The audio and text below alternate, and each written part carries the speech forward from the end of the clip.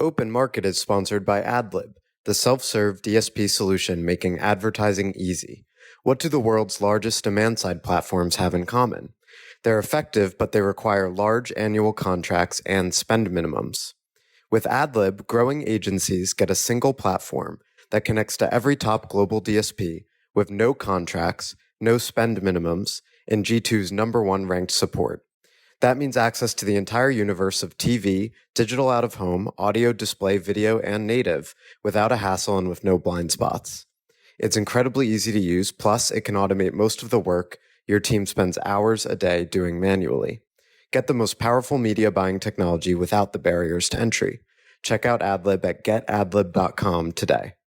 Welcome to Open Market, a podcast about building companies in the advertising industry. I'm Joe Zappa, and I'm joined by Eric Franchi and special guest Ryan Pauley, who is president of revenue and growth at Vox Media. How's it going, Eric and Ryan? Hey, what's up? Everything's good. Yeah, great to be here. Thanks, guys. I'm a fan of the first handful of episodes, so I'm honored to be here. Thank you. And for those who question the value of Cannes, this happened because Ryan and I ran into each other during the day. I think actually it was in the morning at the Carlton Hotel. So these serendipitous run-ins that people talk about that if you've never been there, you sort of kind of scratch your head, they lead to outcomes. Sometimes those outcomes are podcast guests. So thank you, Ryan, for doing this. Absolutely. So you're saying you guys weren't even 7 shots deep when you decided to do this? Maybe even not through my second coffee. So it wasn't, yeah. How many shots did you do in Cannes? Or how many glasses of rosé did you have? Be honest, Ryan. There's a lot of glasses of rosé, all responsibly, but it just flows a little differently. It's basically it's more or less you just swap the seltzer that I drink here for rosé. It goes down a little bit. All right. Ryan does work for a serious corporation, so he can't admit to being shit-faced on work time. Eric, on the other hand, does not. So Eric can cop to however drunk he was at various interactions in Cannes. I was all business all the time, as always. Eric says, "I'm a respectable family man. I don't do that anymore." All business. Hey, so Ryan, for those who are not familiar with you, and perhaps for those who are not familiar with Vox, and particularly the trajectory of Vox from what we might have sort of originally seen it as to what it is today, with this focus on the conversation we're going to have around audio. Maybe give us a couple minutes about you, your role, and ultimately the state of Vox. Absolutely. So I, as Joe mentioned, I oversee revenue and growth here at Vox, and I've been with the company for over 13 years now. Company's about 14, 15 years old. The company started as just SB Nation, a sort of very classic Web 2.0 digital media startup that was founded on sort of individual sports communities, underserved sports fans that were out of market from, the team that they cared about. And so that was the first sort of origination of the company. And we've grown a lot over the last 12 to 14 years through organic means and inorganic means. But sort of my background is I sort of came up through the strategy and operations side of the house. Most of my peers, I think, have sort of more traditional sales backgrounds, but I came sort of, it was a 40-person company when I started. So there were no real job roles or titles, but handled everything from programmatic to ad ops to yield, sort of launched our programmatic business and started sort of overseeing more of the organization. Then in 2016, we launched an ad technology business called Concert, which is a premium marketplace that I oversaw the launch of that and have been in this position overseeing sort of all revenue, sales and marketing and events and all the functions that go into that for the last 4+ years. So that's my background. But I know one of the things we wanted to focus on was around audio. And we've become, the way that we think about Vox Media today is it's a modern media company. We were born out of this digital age, but I think have executed really well to become a really prominent, just drop the digital, just media company. And we think about it into sort of 2 buckets. One is our premium publications. We operate 18 brands from SB Nation. As I mentioned, we started The Verge, which focuses on technology, Polygon on gaming, New York Magazine, Vox.com, which is focused on sort of news and politics and lifestyle, and a handful of others. So premium publications. Then the second arm, which is newer, is this focus on talent, which is where our audio business follow. So we were in podcast early. We were about first podcast was Kara Swisher's podcast, Recode Decode, actually, which is about 8 or 9 years ago now at this point. And she was the driving force behind it, as she is with almost anything that she does. She came to us and was like, I want to start a podcast. Or like, it was early. It wasn't really a sort of obvious path forward. But one of the lessons that people take from this is you sort of find great talent and trust the talent, particularly in an audio medium form. And so we were in the business early and have grown through launching our own shows and bringing in outside talent, which I'm sure we'll get through. But now we're a top 10 podcast publisher really reliably. That's in that list is the big platforms like a Spotify and an iHeart, as well as the, only a handful of really big premium producers of podcasts like New York Times and Barstool has done it in a different way. So there's not too many at the sort of scale that we're operating at now. So when I think of companies that have been really successful in audio, like Vox Media definitely comes to mind. The Ringer comes to mind. Obviously, the New York Times now does a lot of audio. What do you think positions a publisher to succeed in audio specifically? Yeah, I think you have to have sort of the brand relevance that can kind of translate into a different medium. And so that's one. And the second part is certainly related to the ability to attract and support talent that can be very successful in the audio form. It's not a one-for-one translation of a great writer or even a great video talent can operate or produce a really strong podcast. That it's just a very different sort of lean back type of experience, a different type of skill set, and a different type of work, I would say. And so you have to really commit to it. There's been a lot of publishers that I think saw a little bit of the growth that wanted to dip a toe in, but couldn't quite find any product market fit. And that because it is really hard. It's still a relatively small market, I would say, from a commercial standpoint compared to other sort of advertising mediums. But if you're a publisher, and particularly in today's age where publishers need to prioritize loyalty, engagement, direct connections with audiences, podcasts are one of the mediums that sort of really over-index on depth of engagement and loyalty between audience and the host or the brand that's producing it. Right. I'm sorry to go like kind of geeky and tactical, but you mentioned market size with respect to the podcast market. I think it's like, I keep hearing it's like a $2 billion market, and it's been a $2 billion market for a couple of years. I have this like thesis that the podcast market is actually much bigger than that, maybe in actuality, maybe potentially, because so many podcasts are now like video podcasts, right? And you can like watch them on YouTube, and there's a burgeoning marketplace there. And it might be like connected to not just online video but CTV. Do you think about it in that way in terms of like the ad opportunity around audio? 100%. We are now shifting a lot of focus to take the content that's being produced in podcast form and expanding it to video and social platforms, because you can get a big distribution. Originally, one of the drivers of doing that was marketing for the shows and marketing for the podcast primarily. Now that is definitely shifting into direct monetization opportunities as well. Brands and our advertising partners see that opportunity as well. So I agree with you. There's definitely a bigger market than how it's sort of narrowly defined in the $2 billion number that's quoted, but it's certainly a lot bigger opportunity. And I think is a big part of the growing consumption patterns on the social platforms where, audiences and consumers are, much more engaged with the, influencer, creator, capital T talent type of content that is flooding more and more of individuals' feeds. You mentioned, Ryan, that talent is really critical for podcasts, and that resonates with my experience. I think as soon as I started listening to podcasts, and Kara Swisher is a great example, I had a very deep relationship with the individuals creating the content. Whereas when I started becoming a media consumer, I would just go to like the New York Times homepage, and occasionally I would recognize a byline, but it wasn't that important to me.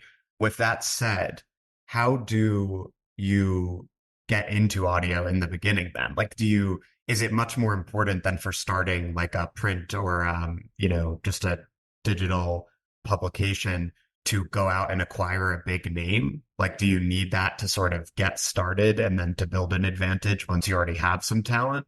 How do you think about that?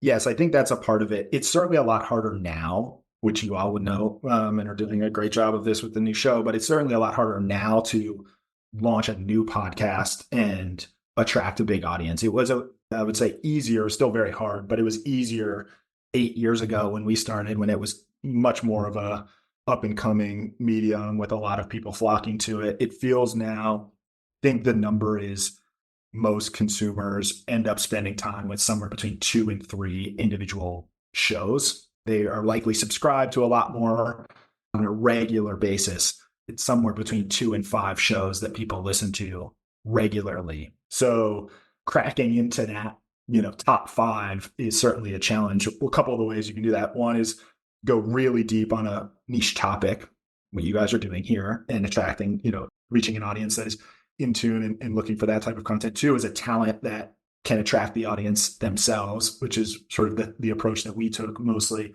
And 3 is experimenting with different formats. I think there's still a lot of opportunity with new, interesting sort of audio formats that aren't what most shows are today, which is like somewhere between a 30 and 60-minute just sort of chat or interview with people. So I think sort of the format, talent, and topic are the 3 areas that are still lots of room to go on sort of launching new shows, new podcasts, new sort of talent opportunities. Yeah, for me, the ability to go super deep on a niche is possibly the coolest thing about podcasts. And as a business person, I actually frequently wish there were more niche podcasts. I mean, obviously, so that's part of why we started this for advertising people. But for example, as a marketing agency owner, like there is agency content out there, but I honestly wish there were more podcasts that were dedicated to specific parts of like building an agency business, because you'll get stuff like there are podcasts about, selling an agency, or maybe there are podcasts about growing it, but it's from people who don't actually have that much experience. There are a lot of different angles to that kind of thing. And so I think that's a cool part of it. Another thing that, as someone who is trained in journalism, I find very interesting is that podcasts are much less tied to news cycles, I find, than digital. So like, you learn as a journalist, it's like basically by the next day, it's old news and it doesn't matter. You can't really write about it anymore unless you're doing some sort of like super deep dive. But whether it's about entertainment or politics, I'll listen to like 5 different podcasts about the same show or the same political development. We're recording the night after the presidential debate. I listened to 3 podcasts on that already, and I guarantee you I'll listen to more even several days later because I'm a masochist like that. So I don't know. How do you think about that and like taking advantage of all those opportunities within audio versus other media? Yeah, I think that's absolutely right. We see that in the data where the back catalog does actually quite well from a consumption standpoint. And like sort of a week after the original episode is published, still sees a reasonable amount of audience attention. And I do that. I experienced that in my own behavior. There was, I guess last month, there was a big article in the Wall Street Journal about the Acquired podcast, which is maybe like exhibit A of go super deep on a topic. And their Microsoft, like part 1 of the Microsoft deep dive was like a 4-hour podcast. And you listen to it in a few settings, but that's a good example of letting people go super deep, and that will remain relevant for a very, very long time. And we think about that in the way that we build the sort of podcast network to make sure that there's some staying power. Shows like last year we brought on Esther Perel's show, Where Should We Begin? Who's like very renowned psychotherapist, and her content is very, very evergreen in that way, so that when someone new comes to the show, experiences her for the first time, they can go very deep. It is a medium that puts more control, I would say, in the audience's hands to sort of spend the time and go down the rabbit holes they want to. Ryan, a couple of episodes ago, we did something. The title was like, what if your market is not big enough? Effectively, it was about how do you find, the next market to, either pivot into or transition the business into. And what I'd be interested in learning a little bit about from you, especially since you've been there through, basically the beginning, what was it like to go from a leader in like display and video advertising and like, a text and, video based media format to like jumping on audio? And like, how was that evolution, both in terms of like the content, the culture, and then ultimately like advertising sales? I know it's a big question, so you don't need to go, super deep or super long on it, but like we're kind of fascinated with this, again, given that this is a GTM podcast and you're a big example of like pulling it off right in a very unique way. So I think there's probably some learnings for everybody, if you can walk through it. Absolutely. Well, it's kind of funny. There's some pros and there's some cons to approaching it and entering a new market, especially one that is small but still growing. And the positives of it is as you noted, we were competing in display market, in video market, in branded content, and a few other places. And those markets are dominated by the biggest companies in the whole world. And so you're like scratching, clawing to pick off really small pieces of this big market. And we were doing well and we continue to do well and we've grown since then. But with podcasts, we're enter a market where we could be a material part of the market share. And so even though it's small, if you get in early and you can be big enough and good enough, you have more sway over the market. You can sort of move the market a little bit. We are a attraction for talent now, like really big name talent. As I mentioned, we brought on Esther Perel last year. Brene Brown's podcast is part of the podcast network. Just last week in Cannes, we announced that Megan Rapinoe and Sue Bird were going to bring their show into the Vox Media podcast network. So we've really built a place that supports and amplifies talent and their content and the monetization opportunity. And so you can only build that if you're in early and you go through the trial and error of getting it wrong, getting it right.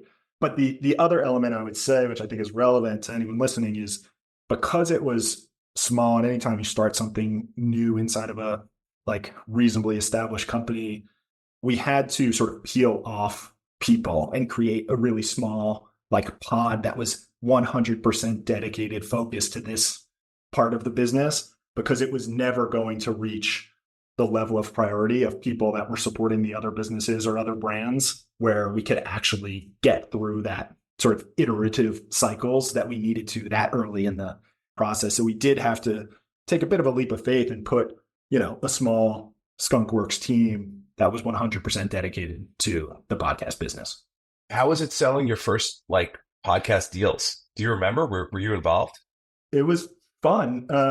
We took a slightly different approach, which is, I think, worked in our favor. It made it a little harder out of the gate, but even still today, the split in podcast advertising between the direct response and the brand market is, I think on average, it's sort of 2/3 direct response and 1/3 brand advertising. And direct response is the Athletic Greens reads and the Bombas socks. And, early on it was like Quip toothbrush. That was one of our earlier deals that we did.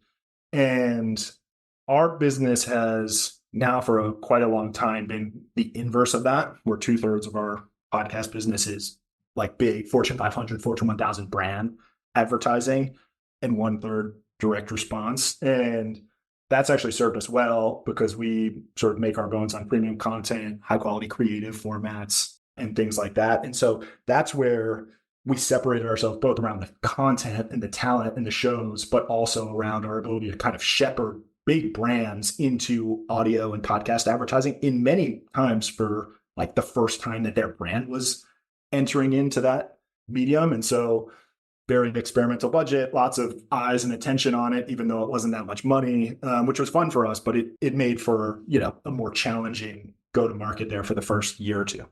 How do you think about the different ways you can monetize podcasts? So obviously the standard everyone would think of is like a, pre-roll ad where it's recorded in advance. That's familiar to us. But you can also like build an audience via podcasts and then monetize it via events. I imagine there are possibilities with sponsored content. Sometimes there are organic relationships between creators and companies where they might shout them out, and that's its own form of publicity. How do you think about that? Yeah, absolutely. So there are all the ways that you mentioned. We've done everything from the podcast host reads. We have a small creative team that produces what we call branded reads that may not be the host, but we've done branded segments. You do branded series. Just recently with Kara Swisher and Scott Galloway on the Pivot podcast, we did a few episodes on the future of travel. That Virgin Atlantic was a a partner for. And so that's a topic that they care about, that matters a lot, and sort of organically comes through in the show, but we could do a few dedicated episodes to it. Those are kind of the natural extensions of it today. But as we look ahead, the even bigger opportunity is some of what we talked about earlier of expanding into video and social platforms, doing much more live event opportunities and experiential opportunities. We, a handful of years ago, acquired Criminal, a big sort of true crime podcast. They did their first live tour last year, 13 stops across the country, sold out, nearly 1,000 seats a pop in each one very, very quickly. And so there's a lot of extension opportunities between IRL and video and social. You mentioned the ad tech business before, Ryan. Could you tell us more about the state of that? It's developing, I would say. It's certainly much more mature than it was 5+ years ago. And I think Spotify has actually done a really good job of maturing that part of the market. I'll say the measurement has gotten a lot better. The consistent constraint of brands investing more, and still has a long way to go, certainly to compare to the bigger advertising mediums like display and platforms and CTV and things like that. But it is much better. I would say generally, though, we're, as we mentioned, it's still mostly in this couple $2 billion market.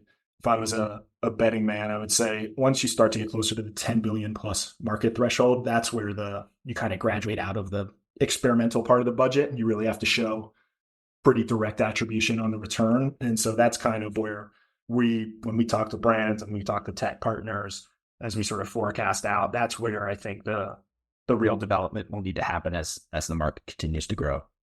How does this market go from 2 to 10? I think a lot of what we've talked about of this expansion across platforms, I do think we're going to, in maybe 2 to 3 years, it's going to become obvious, and we will talk about this business probably more like, we talk about podcast, which is the medium, but the shows and the talent and the franchises, and it just becomes a really strong IP generation exercise, and sort of having these shows that exist both in audio form, but also in video form, and come to life in experiential forms. And that's where I think the opportunity comes from, as well as this real brands becoming much more comfortable with the measurement and the attribution that exists today. There is an incredible amount of engagement that comes through in podcasts. I think anyone you talk to that listens to podcasts sort of reinforces the connection they have to the show, to the host, the time that people listen to and spend with the content is always very, very high. And so as brands think about investing in the mid to upper funnel part of the marketing funnel, podcasts are going to grow as a portion of that budget that gets invested, particularly as TV continues to come down and reach is already kind of commoditized, but will continue to do so. And so how do you build real relationships and real engagement that creates long-lasting impact? Like podcasts and this type of connection to the talent is one area that I think is going to grow materially as part of a brand's marketing mix. I think that makes a ton of sense. Just anecdotally coming out of Cannes, so many people stopped me, just wanted to talk about the pod, wanted to talk about this pod. I wanted to talk about the Marketecture Weekly. That doesn't come through in like the number of downloads, where it's like, this is a weekly habit for some people. This is like how they, get themselves on an exercise bike on Friday morning, because they know, all right, well, I'll have something interesting to listen to. And, that connected to what is, the dominant like monetization mechanism, which is like host read, sometimes with a unique code or a unique URL. It just feels like there's something that's going to break here, where the value of being in people's ears, regularly, and the level of influence and engagement has got to justify like a completely different way of thinking about this as a marketing, medium. And I know it was a bit of a ramble, but hopefully that makes sense. Personally, I think of it like a content funnel. I mean, so like I create content on Twitter and LinkedIn. I have a newsletter and I have this podcast. And, the highest number of people who are going to engage with me are on social. And then down from there, it's the newsletter, and then it's the podcast, because this is like the most work for someone to get here and stay here. But the depth of the engagement when people are listening to you on a podcast is very high. If I listen to someone talk for, in 30 minutes a week for 4 weeks in a row, like I know a lot about them and how they think about problems and what's going on in the industry and so on in a way that I could engage with someone on Twitter for, it might take a year of engaging with them on Twitter to have the same level of relationship with them. So Ryan, from the publisher side, how do you think about that in terms of monetizing these channels? Like I imagine podcast ads, for example, are going to come at a premium for that reason. But how do you think about it? Yes, that's the way that it manifests itself is today, at least, is in a very premium CPM based on the audience size.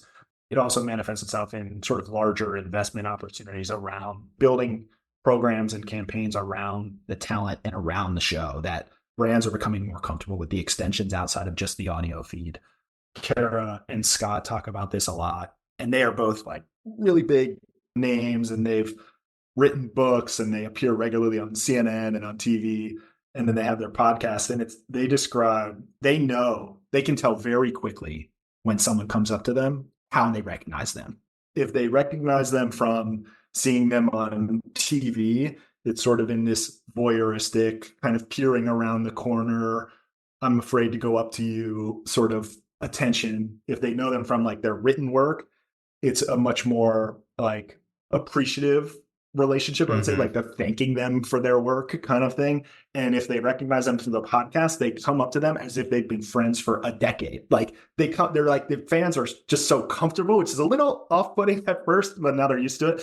That's everything you guys are saying and we're talking about. That's how like the audience feels. They feel like they are friends with the host and who they're listening to. And you're right, Eric, like the market, it doesn't yet reflect that level of intense relationship.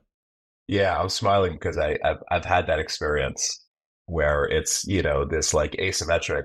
I don't know this person, and this person has heard from me every week for like 80 weeks straight. It's kind of trippy. I guess like the most extreme version that I've seen, of this at scale was Smartless. I think it was an HBO or Max special on Smartless. No, I haven't. So Smartless is this podcast where it's Jason Bateman and two other like mega celebrities, and it's like three guys kind of talking. It's very well produced, and they did a tour. I think Max followed it and created like a 7-episode series around the tour. And when these guys would enter the stage to a packed arena, these people were just like seeing their heroes. It was pretty wild. And again, it was sort of circling around the same point, but there's something about this medium that's different and special. And I think, ultimately puts you guys with Vox in a really interesting position. Yeah, I think it's partially about the flexibility of the medium. So I think it's great that Ryan drew the distinction between podcasts and books, because books are an example of another very deep medium, right? Like if you read someone's 300-page book, you're getting a very extensive download on what they think about things, but it's very like formal and prearranged, right? I mean, even if there are jokes in the book, they're writing about a specific topic, and like I'm learning what Scott Galloway thinks about personal finance or something like that. It's just very different from a podcast where people get to be themselves, and you'll hear them be very serious and like thought leaders and whatnot, but then you'll also hear them make silly jokes and just exude the various elements of their personality. So I think you guys are right that we haven't yet wrapped our heads around monetarily like how big of an advantage that is. And for what it's worth, and for our disproportionately ad tech audience, that's what I tell people about audio as a marketing channel is,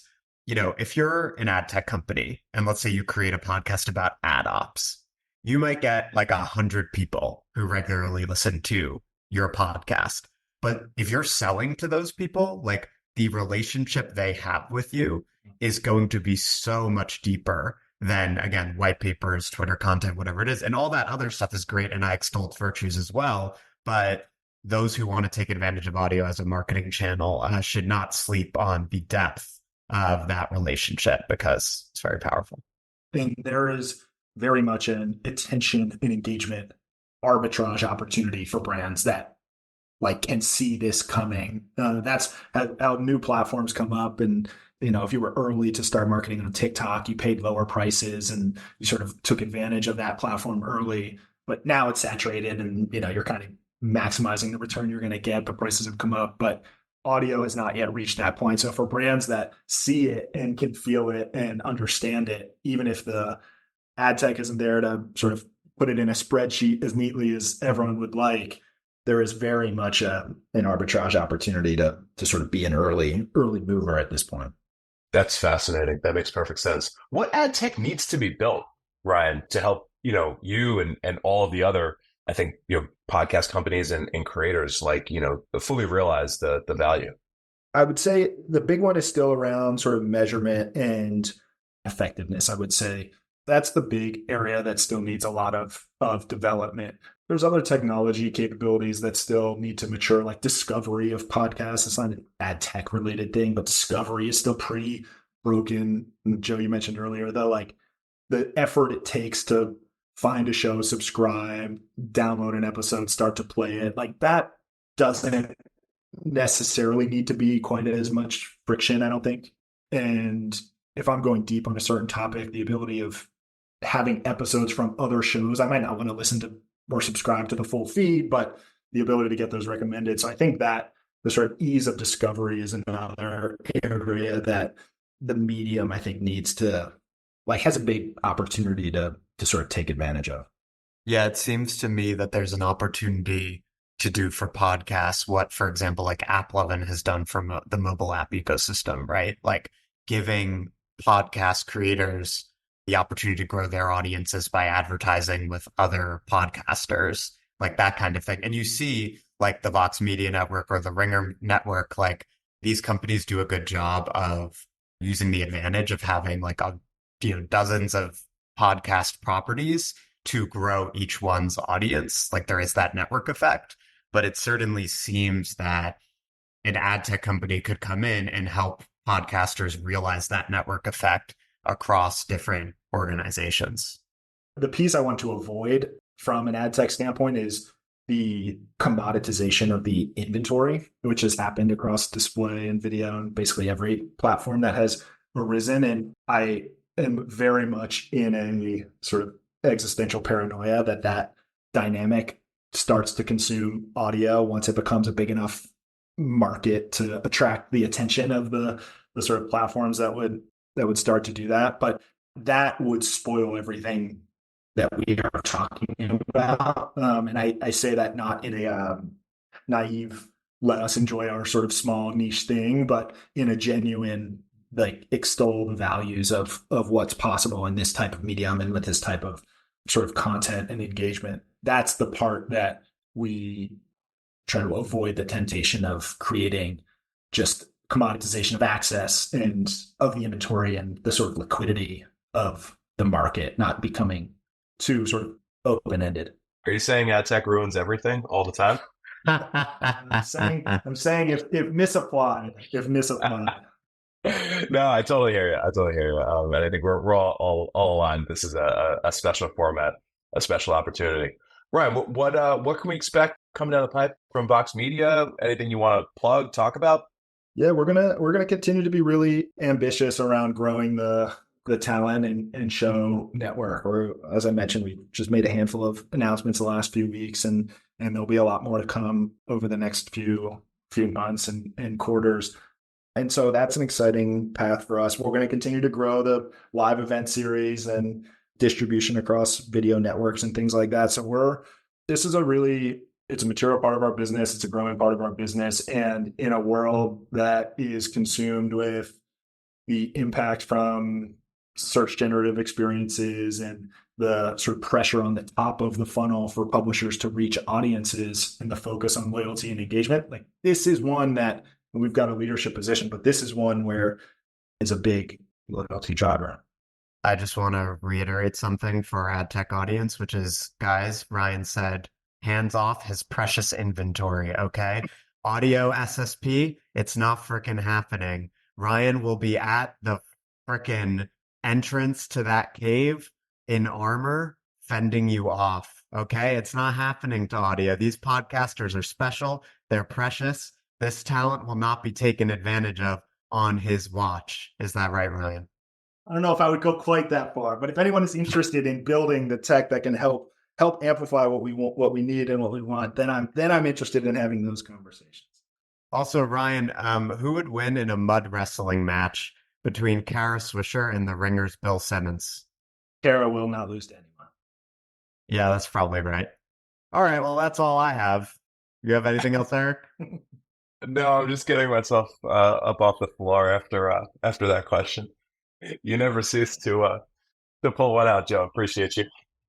I do my best. Ryan, thank you so much. This was a pleasure. Likewise. Thanks, guys. Take care, everybody.